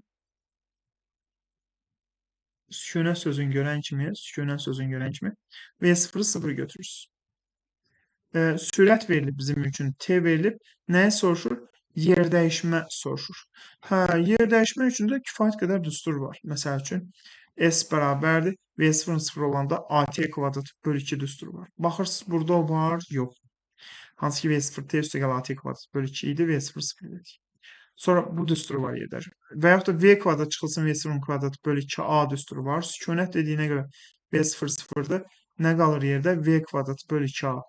Bu düsturu var, yox. Yəni bu yol üçün bu düstur da keçərlidir, bu düstur da keçərlidir. Cavablarda bunlardan biri olsaydı düzgün cavab olacaq. Başqa nə oldu? Üçüncü düstur bu idi. V üstə gəl V0 bölü 2 vur T düsturu. Bayaq yazdıq əslində bunu. Sükunət dediyinə görə V0 0 olanda nə qalır? V vur T bölü 2. V T bölünsün. Nə? 2 qalmış olur. Qrafik düsturuna görə. Bu belə. İndi deyir ki, hansı OX oxunun əksi istiqamətində hərəkət edir? Əks istiqamətində hərəkət etməsi üçün V nə olmalıdır? Mənfi. Məsələn, siz burada V-ləri mənfi nədə görürsünüz? 4 və 5-də. Deməli, X oxunun əksi istiqamətində hansılar hərəkət edir? 4 və 5. Amma burada deyir ki, bərabər yavaşlayan hərəkət edir. Yəni, yavaşlayırsa sürət azalmalıdır. 4-də sürət nə olur? Bərabər qalır. Sabit qalır. Dəyişmir. Sürət oxuna baxın, dəyişmir. 5-də isə müəyyən qiymətdən 0-a doğru gedir. Yəni, yavaşlayan hərəkət 5-ə uyğundur. Deyir ki, cisimnin sürəti verilmişə görə hansı OX oxu istiqamətində? OX oxu deyəndə T-dən yuxarı götürürsünüz. 1 və 2. Bərabər yeyinləşən deyirsə, 2-də nə qalır? Sürət sabit qalıb. Yeyinləşən deyirsə, düzgün cavab 1 olunur olacaq. 34-cü sual. Məsələn, 34-cü sualda təcilini hesablayın deyir. Bəzən siz preksiya falan sözünə ilişib qalırsınız. Orada yəni təcilini hesablayın deyir. Qutardı. Təcili hesablamaq üçün də bir baxaq verilənlər nədir? Bu cismin başlanğıc sürəti olunur. Hardan bilirsən müəllim? Bu sürət oxudu da. Sürət oxunda nədən başlayır? Ondan. Məsələn, zamanı 4 götürsək, ona uyğun sonuncu sürət nədir? 30. Nəyi soruşur bizdən? Təcili. Təcili təyin edin deyir. Təcilin də düsturu nədir? V çıx V0 böl T-dir. V son sürətdə 30 çıx V0 10, 20 böl T-dəki 4. 20'yi 4'e böləndə neçə eləyir uşaqlar? 5 metr böl saniyə kvadratı almış olarıq. Bizim üçün, məsələn, deyir ki, S1 böl S2 nisbətini tapın. Sükunət hərəkəti halından hərəkətə başlayan bir cisim üçün. S2 böl S1 nisbətini hesablayın. Çox diqqətlə qulaq asın. Daha doğrusu S1 böl S2'nin nisbətini tapın. Sükunət sözünə görə V0'ı 0 götürürsünüz. Məsələn, eyni zaman müddətini də bekara verməyib. Bizdə burada deyəcək ki, T1 T2'yə bərabərdir. Getdiyi yolların nisbəti soruşulur. T verilib, V0 verilib, A verilibsə, məsələn, S-in nisbəti soruşursa və siz də S-in düsturlarını keçmişsiniz. V0T üstəgəl AT kvadrat bölü 2. S-in üçlərin düsturunu keçmişsiniz dəyişən sürətli hərəkəti üçün. V kvadrat çıxılsın V0 kvadratı bölü 2A və qrafik düsturu S bərabərdir V üstəgəl V0 bölü 2 vur T düsturu. Bu düsturları bir tərəfə yazsaz, görərsiniz ki, V0'ın olduğu, T'nin də olduğu və də A'nın olduğu, V0, T və A'nın. Və burada A çatışmır, bu düsturdan istifadə etməliyik. Burada T çatışmır, bu düsturdan istifadə etməliyik. Burada V0 da var, T də var, A da var. Demək ki, bu düsturdan istifadə edərik. Və hətta sükunət V0 0 olduğuna görə düsturumuz V0 T'ni sıfırlayıb AT kvadrat bölü 2 şəklində qalacaq. İndi S1 S2 nisbətini tapmaq üçün S1 S2'nin qiymətini tapmalıyıq. S1'in yerine ne yazacak? A1 T1'in kvadratı bölü 2. S2'nin yerine ne yazacak? A2 T2'nin kvadratı bölü 2 yazacak. Şimdi şagirdler kəsri kəsrə böləndə tərsinə vurursunuz da A1 T1'in kvadratı bölü 2'ni saxlayıb olduğu kimi bunu tərs çevirib vurursunuz. Yəni vur 2 bölünsün A2 T2'nin kvadratı şeklinde. Şagirdler nə deyirdi burada? Deyirdi ki T1 T2'ye bərabərdir. T1 ilə T2'nin kvadratlarını ixtisara aparaq. 2'lər də ixtisara edəcək. Qalacaq nə? A1 böl A2. Burada A2 böl A1 2'də 1'dir. Onda A1 böl A2 nəyə bərabər olacaq? 2'yə. Yəni A2 böl A1 2'də 1 isə A1 böl A2 bunun tərsi olacaq da 2. Onda belə çıxır ki, S1 böl S2 də nəyə bərabər imiş elə? 2'yə bərabər. Uşaqlar, mən testləri yazanda bəzən çatdırmasaz ekran görüntüsünü, yəni print screen edə bilərsiniz inşallah. Oradan ekran görüntüsünü nə edə bilərsiniz? Götürə bilərsiniz, bunu unutmayın. Bu belə. Bura kimi qaranlıq qalan bir şey var mı? Davam edək inşallah. Sizin bilməli olduğunuz qeydlərdən biri də bax budur. Qeyd 36-cı, 37-ci çalışma qeyd olaraq izah edək.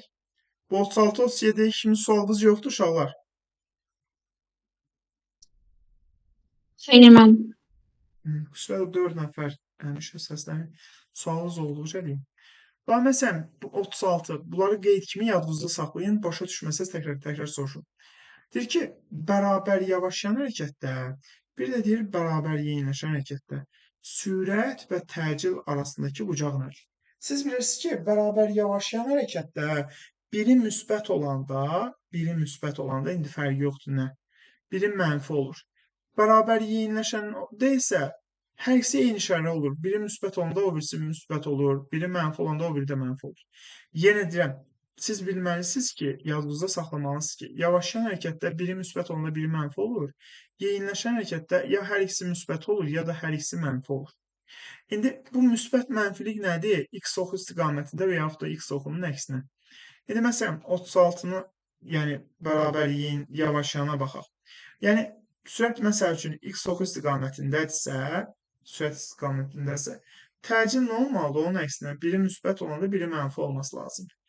Bu olan halda aradakı bucaq sürətlə təcil arasında fikir verin. Sürət və təcil arasındakı bucaq biri sağa, biri sola gedəndə, yəni biri müsbətə, biri mənfiyə gedəndə aradakı bucaq neçə dərəcə olur? 180 dərəcə. Amma hər ikisi müsbət, hər ikisi mənfi olanda, məsələn, sürət sağadır, müsbətsə, onda təcil də sağa olub müsbət olması lazım. Bu zaman aradakı bucaq neçə dərəcə olacaq? Alfamız 0 dərəcə olmuş olacaq. Yəni, uzun sözün qısası, yeyinləşən hərəkətdə, bərabər yeyinləşən hərəkətdə aradakı bucaq 0 dərəcədir. Yavaşlayan hərəkətdə isə birinin əksinə olduğuna görə aradakı bucaq nə olacaq? 180 dərəcə olmuş olacaq.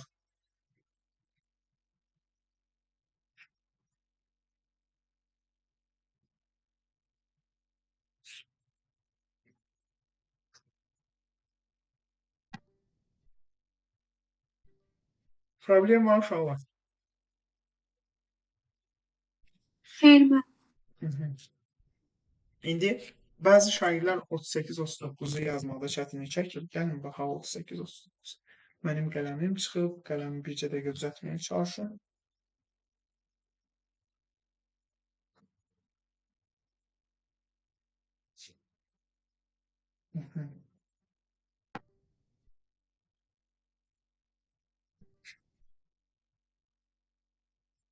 Deməli, uşaqlar, bax biz keçən dərs belə bir şey keçdik. Keçən dərs 4-cü gün dərs sahında biz belə bir şey keçdik. Dedik ki, şagirdlər dedik ki, sürətinə görə iki cür hərəkət var. Bax, ərinmədən onları bir daha deyəcəm hamısını. Sürətinə görə iki cür hərəkət var. Bərabər sürətli hərəkət, V-nin kons qaldığı. Bir də dedik ki, dəyişən sürətli hərəkət, V-nin kons qalmadı hərəkət. V-nin kons qalmadı. Sürət dəyişəndə ortaya nə çıxır? Təcil. Təcillə görə də iki hərəkət var. Bərabər təcilli hərəkət, A-nın kons qaldığı hərəkət. Bir də dəyişən təcilli hərəkət. Dedik ki, məktəb fizikasında adətən dəyişən təcilli hərəkətlə bağlı bir neçə çalışma var, çox da həll etmirik onunla bağlı. Əsasən danışacaq dəyişən təcilli hərəkətdən. Və dəyişən təcilli hərəkətində iki növ var. Bərabər yeyinləşən, bərabər yavaşlayan. İndi şagirdlər, siz bura baxın. Bu hansı hərəkətin qrafikidir? Fikir verirsiniz. Bu hansı hərəkətin qrafikidir? Bərabər yavaşlayanın. Bərabər yavaşlayan hansı hərəkətin növüdür? Bərabər təcilin. Demək ki, burada təcillər hamısı nə olacaq? Bir-birinə bərabər olmuş olacaq. Yəni deyirəm, biz məktəb fizikasında sürətinə görə iki cür hərəkət keçirik. Bərabər sürətliyə adətən deyirəm. Əlbəttə, bir çox məsələlərdə mexaniki əksər dalğalarda dəyişən təcil haqqında bir neçə çalışma olacaq. Elektrik yükündə də eyni şəkildə, Lorentz kütləsində də. Amma çox az. Sürət dəyişəndə nə yaranırdı? Təcil. Təcillə görə də iki cür hərəkət var. Dəyişən təcilli hərəkət, bərabər təcil. Bərabər təcilin də iki növü var. Bərabər yeniləşən, bərabər yavaşlayan. Və burada da bərabər yavaşlayan olduğuna görə bərabər yavaşlayan da bərabər təcilin növü olduğuna görə təcillər nə olması lazımdır burada? Bir-birinə bərabər olması lazımdır. Məsələn, yenə də eyni şeydir. Deyir ki, təcillərin modulları arasında hansı münasibət var? Bərabər yeniləşən hərəkət, müəllim demiş ki, bərabər yeniləşən də bərabər təcilin növüdür. Dolayısıyla bərabər təcilin növüdürsə, nə olacaq şagirdlər? Təcillər orada bərabər olmuş olacaq. Və uşaqlar, məsələn, belə misallar olur, 40 tipli misallar olur. Deyir ki, sürətin istiqaməti aşağıya doğrudur və hərəkət yeyinləşəndir. Siz bilirsiniz ki, yeyinləşən onda sürət və təcil eyni istiqamətdə yönəlir. Onda təcil hansı istiqamətdə olacaq? O da bir istiqamətdə aşağıya doğru. Məsələn, deyir ki, sürət burada bərabər yavaşlayandır desəydi, sürət aşağıdırsa təcilin istiqaməti yuxarı olacaq. Yenə deyirəm, çünki biz bərabər yeyinləşəndə V-ni müsbət götürürsə, onu da müsbət, V-ni mənfi götürürsə, onu da mənfi götürür. Bu belə. Baxın, məsələn, deyir ki, təcil hansı istiqamətdə olar? Təcilin istiqamətini taplayır. Bərabər yavaşlayan. Sürət soladsa, yavaşlayan olması üçün təcil onun əksinə olmalıdır. Yəni, sürət deyək ki, mənfi isə təcilin olmalıdır, müsbət istiqamətdə olmalıdır. Ona görə bu 2 olmuş olacaq.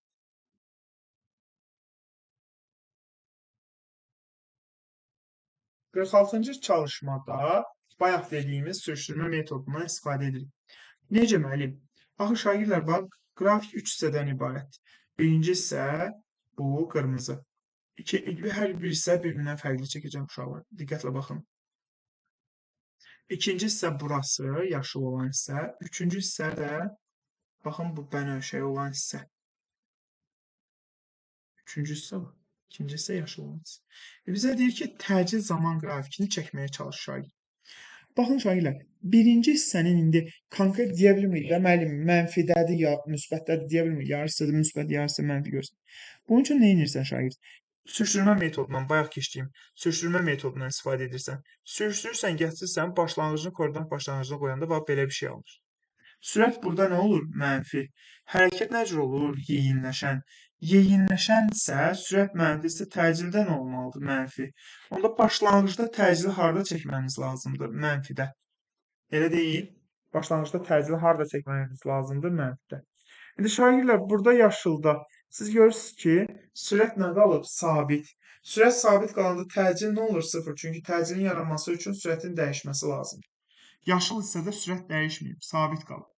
Sürət sabit qalanda təcil də nə olur? Olmur. Çünki biz dedik ki, təcilin yaranması üçün 3 şərt lazımdır. İstiqamət dəyişməli, ya deməli, yeniləşməli, ya yavaşmalı. Bərabər sürətli hərəkətdə təcil nə olur? 0 olur. Burada təcil 0 götürdük. Bəs üçüncü hissə. Üçüncü hissəni də gəlin bənövşəyi ilə qrafikini çəkək. Bunun başlanğıcını, üçüncü hissəni gətirib qoyun koordinat başlanğıcına. Gətirib qoyanda belə bir şey alınır. Sürət nə olur burada? Müsbət. Və hərəkət nə cürdür? Yeyinləşən. A da nə cür olur burada? Müsbət yeyinləşəndə. A müsbət olanda, bu da burada nə cür olmalıdır? Bax, belə, bu şəkildə olması lazımdır. Yəni, belə olması lazımdır. Bu uyğun variant D variantı olmuş olacaq. Bu tipli çalışmaları yazaq. Uşaqlar, bu 46 aydındır sizə niyə D variantı oldusa. Ehtiyac varsa təkrar izah edeyim. Türkan, aydındır bu sənə? Bəli. Burası başlayan. Bir dənə başlalardı da. Hə. 46-nı deyirsiniz. Bəli. Hə, çox diqqətlə qulaq asın, problem yox, təkrar izah edeyim. Diqqətlə qulaq asın uşaqlar. Təcilin mənfi yaxud da müsbət olmasını nəyə görə təyin edirik? Hərəkət bərabər yeyinləşənsə, sürət müsbətsə, təcil də müsbət olur. Sürət mənfisə, təcil də mənfi olur. Bayaqlar biz sizə sürüşdürmə metodundan istifadə elədik. Məsələn, bu qrafik 3 hissədən ibarət. Bu qırmızı hissədə indi təcili araşdıraq. Birinci qırmızı hissədə sürətə baxaq. Biz nə demişdik? Sürüşdürüb başlanğıcını koordinat başlanğıcına qoya bilirdik. Yəni müsbət, mənfi, x oku istiqaməti, x okunun əksinə olduğunu tam dəqiq əmin olmaq üçün başlanğıcını gətirib koordinat başlanğıcına qoyuruq. Koordinat başlanğıcına qoyanda sürət burada nə cür olur? Fikir verirsiniz, 0-dan aşağıda. Yəni nə cür olur? Mənfi olur. Sürət mənfidirsə uşaqlar və hərəkət nə cürdür burada? Yeyinləşəndir. Sürət mənfidirsə, yeyinləşənsə təcil müsbət olar, yoxsa mənfi olar o da? Təcil mənfi olar da, elə deyil. Razıyıq bunu. Bu hissəni başa düşdünüz uşaqlar, niyə təcili mənfi götürdük? O 2 nəfərdir deyə başa düşmədim. Onlar başa düşdü, niyə mənfi götürdük? Yoxsa yenə deyəcəm, baxın, narahat olun. Problem yox. Deyin ki, yox, başa düşmədim, əgər başa düşməlisiniz. Uşaqlar, birinci məsələ belə bir şey deyim sizə. Müəllim sizə həmişə deyir və bayaqları da deyim, yenə deyəcəm. Biz adətən bərabər təcili hərəkətdən danışırıq. Təcil bərabərdirsə, əgər təcil müsbətsə, uşaqlar, burada çəkiləcək. Sıfırsa, burada çəkiləcək. Mənfidirsə, burada çəkiləcək. Müsbətsə burada, sıfırsa burada, mənfidirsə burada çəkiləcək. Yəni, təcilin belə qrafikləri yoxdur da, görməyəcəksiniz. Belə, nə bilim, belə qrafikləri yoxdur. Bərabər təcili hərəkəti keçiriksə, onda müsbətsə burada, sıfırsa, yoxdursa burada, mənfidirsə 0-dan aşağıda çəkilməsi lazımdır. Bunu beynimizin bir köşəsində yadda saxlayırıq. İndi əsas məsələ nədir şagirdlər? Əsas məsələ ondan ibarətdir ki, indi burada təcilin mənfi və yaxud da müsbət olduğunu təyin edirik. Bunun üçün nə edirik? Bunun başlanğıcını gətiririk, sürüşdürürük, qoyuruq koordinatın başlanğıcına. Burada sürət nə cür olur? Mənfi. Hardan bilirsən müəllim? Axı 0-dan aşağıdadır və mənfidir. Və mənfidirsə əlbəttə ki, şagird. Və hərəkət bu nə cür hərəkətdir? Yeyinləşən. Və mənfi hərəkət yeyinləşənsə, anı da nə cür götürəcək? Mənfi. Amma mənfidirsə avtomatik sən bunu harda çəkmən lazımdır? 0-dan aşağıda, yəni teoxundan aşağıda çəkmən lazımdır. İndi burası aydındır da, hə? Bax, burada göylə çəkəcəyim hissədə sürət nə qalıb? Sabit qalıb. Və kons qalanda, sürət sabit qalanda Təcil nə olur? 0. Çünki biz nə demişdik? Təcilin yaranması üçün ya sürətin artması lazım, ya azalması lazım, ya da cismin hərəkət istiqamətinin dəyişməsi lazım. İndi sürət sabitsə, təcili nə götürürük? 0. Təcili 0 götürürüksə, harda çəkməmiz lazımdır göy hissəni? Burada çəkməmiz lazım. Elə deyil. İndi bənövşəyi hissə, yaşılla işarə edək. Yaşıl hissəyə baxaq. Baxın, yaşıl hissəyə baxaq. Yaşıl hissəyə baxaq. Yaşıl hissəni gətiririk, yenə də indi mənfi müsbət olduğunu bilmirik də. Onun başlanğıcını gətirib qoyuruq koordinat başlanğıcından çəkirik. Və yaşıl hissə burada nə oldu? Müsbət. Və hərəkət nə cürdür? Yeyinləşən. Yeyinləşənsə, sürət müsbətsə təcil nə olmalıdır? Müsbət. Təcil də müsbət olanda şagirdlər artıq harda çəkməliyik? Müsbət hissəsi çəkməliyik. Bax belə. Başa düşdük uşaqlar. Aynen.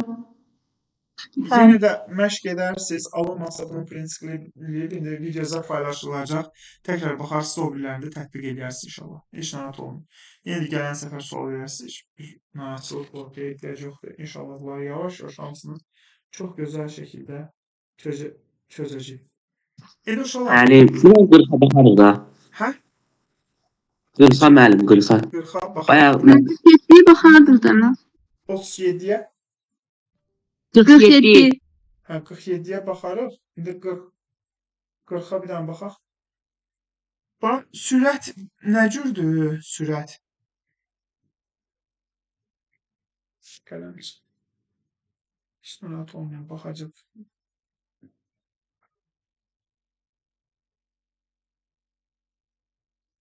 Estağfurullah.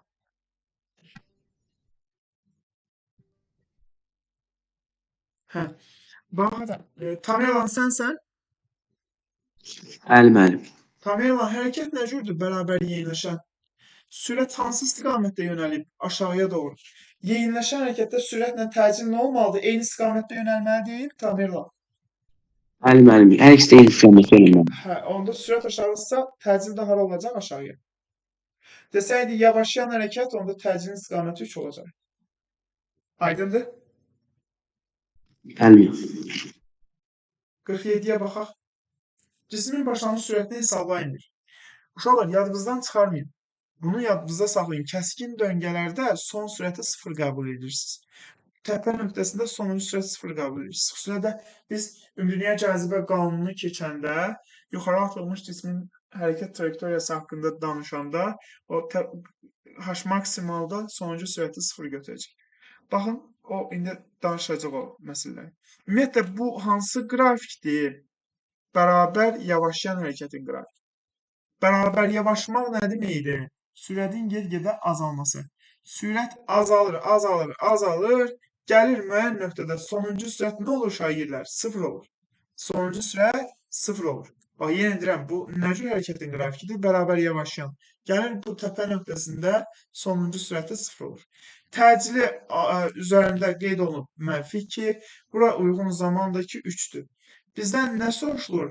Cismin başlanğıc sürətini.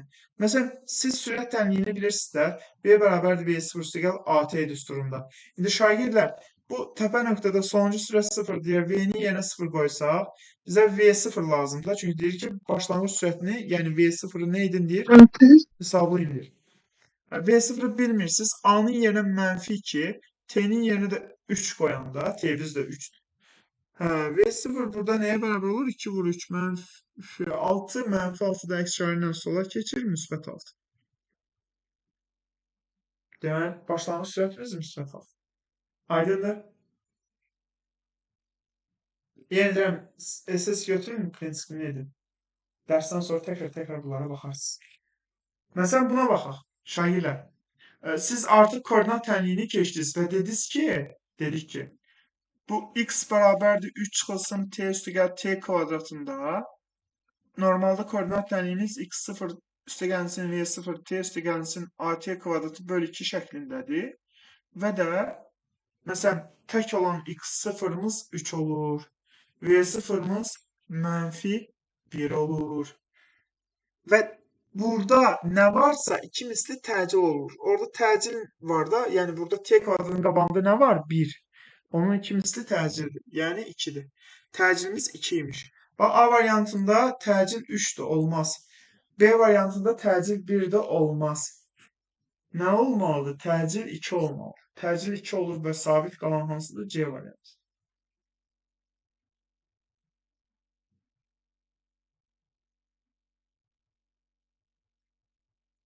Bu tipli veriləndə də çaşmayın, fərqi yoxdur. S-in düsturu nə cür idi uşaqlar? S bərabərdir V0T, üstə gəlinsin AT kvadratı bölü 2. Onsuz da bu hansı ki x bərabərdir x0 üstə gəlinsin V0T, üstə gəlinsin AT kvadratı bölü 2-dəki bu hissə onsuz da nəyin düsturudur? S-in düsturudur. Yəni dolayısıyla siz burada çaşmayın. Ay nə bilim koordinat tənliyində T'nin kvadratının qabağındakı 2 misli təcilidir. Bu koordinat tənliyi deyil ki, S deməyin. Fərqi yoxdur. Onsuz da koordinat tənliyindəki bu hissə S idi. Demək, onda biz deyə bilərik ki, yenə də elə T'nin kvadratının qabağındakı 2 misli təcildir. T kvadratının qabağında 1 var. Təcil nə olacaq? 2. Və təcil 2-dir şagirdlər. Təcil 2-dir. Burada təcil məsələn A variantında 4 göstərilib. B variantında təcil 1 göstərilib. Bunlar heç deyil. Amma C və D variantını da yazmaq düzgün deyil. Yəni çaşıb yazmayın. Çünki biz həmişə axı deyirik, bərabər təcilli hərəkət keçiririk. A bərabərdir konst olan. Burada nədir? Təcil get-gedə artır. Ondan danışmırıq. Burada da təcil 2-dən artır. Yəni bundan danışmırıq. Deməli təcil nəyi keçirik biz? Bərabər təcilli hərəkət. Burada deməli doğru cavab nə olacaq? 2 olub Y olmuş olacaq. İndi şagirdlər, başlanğıc sürəti bu dəfə verilib. Gəlin əlliyə baxaq. Başlanğıc sürəti bizə verib. Başlanğıc sürət 12-dir. Siz artıq belə bir qrafik görəndə təpə nöqtəsində ən sonuncu sürətin 0 olduğunu bilirsiniz. Sonuncu sürət nə zaman 0 olur? 3-cü saniyə sonra, çünki buna uyğun zaman onu 3-dür. Və bizdən deyir ki, cismin təcilinin proyeksiyasını hesablayın. Yəni, AX-ı hesablayın. İndi AX-ı hesablamaq üçün nədir düsturumuz? Bayaqları yazdıq. V bərabərdir V0 üstə gəl AT düsturunda. Fikir verirsiniz, bu hansı hərəkətdir? Yeyinləşən yoxsa yavaşlayan? Yavaşlayan. Yavaşlayan. Ay sağ ol. Yavaşlayansa onda çıx AT yazmamız lazımdırmı? Çünki V0 üstə gəl AT yeyinləşən hərəkətin sürət tənliyi.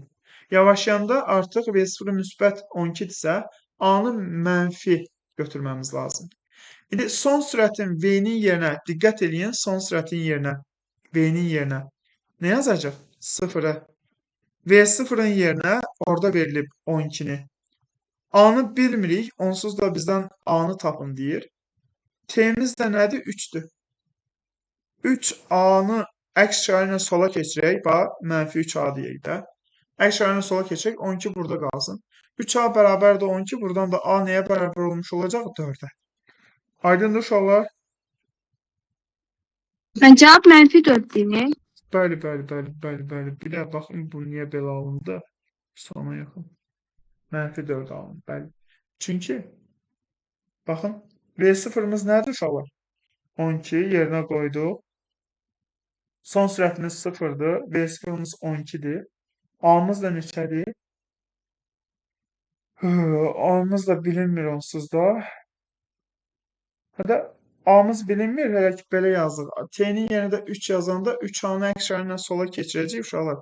Mənfi 3A bərabərdir 12 olacaq. A da buradan nə olacaq? Yəni A mənfi idi də onsuz da dedik axı. Və məsələn lap A-nı biz orada neçə aldıq bayaqları hesablayanda? Müsbət 4 almadıq. Elə deyil, müsbət 4 almadıq. Biz nə demişik sizə dərsi keçəndə? Fizikada sürətin təcilin mənfi və yaxud da müsbət olması deyildi. Mən hal-hazırda məsələn masada stolun üzərində oturmuşam.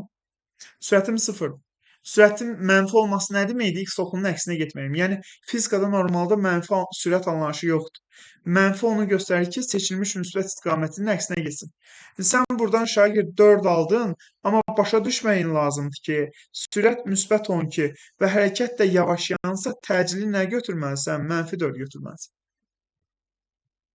Çünki yavaşlayan hərəkətdə sürət müsbət 12 veriblərsə, avtomatik təcili nə götürməli idik?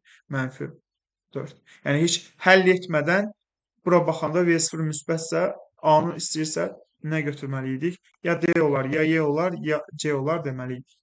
Aydındır? Müəllim, bir dənə 120-yə baxardınız da. Neçəyə? 120-yə. Düşün hələ əsəb deyirsən burada. Narahat olmayın. 120 dərsdə izah edəcəm. Burada izah edəcəm. Tamerlan sən yenə?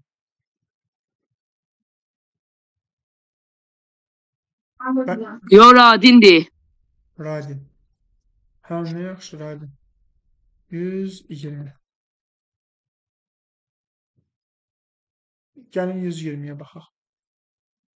Bu əslində izah etdiyim məsələ tiplərindən biridir, amma təzə salınmış sualdır və biraz çətin ola bilər. Burası normaldır sənə. İnşallah dərsdə izah edəcəyik Radin bu haqda. Amma yenə də danışaq da biz. Biz uşaqlar bax buradan deyir ki, nə sin survey ekspressiyasını hesablayın, yəni sürətini hesablayın. Söhbət 5-ci saniyənin sonundakı bu sürəti bizdən soruşur. Başlanğıc sürət bəllidir. Bu sonuncu sürət bizdən soruşulur ki, son sürət nəyə bərabərdir? Siz də burada sinus və yaxud da ki, kosinus görürsünüz. Sinus və yaxud da ki, kosinus görürsünüz. Siz bilirsiniz ki, həmişə biz belə bir şey deyirik. Yuxarı böl aşağı, yəni yuxarıda nə var? V0-dan V-yə gəlib də, yəni bir delta V var. Aşağıda da nə var? Delta T var. Yəni yuxarıdakı kəmiyyəti bunu delta V-ni buna böləndə biz ilk dərslərdə sizə demişik də inşallah yuxarıdakı kəmiyyəti aşağıya böləndə nəyə bərabər eləyirik? Tangens alfaya bərabər eləyirik uşaqlar.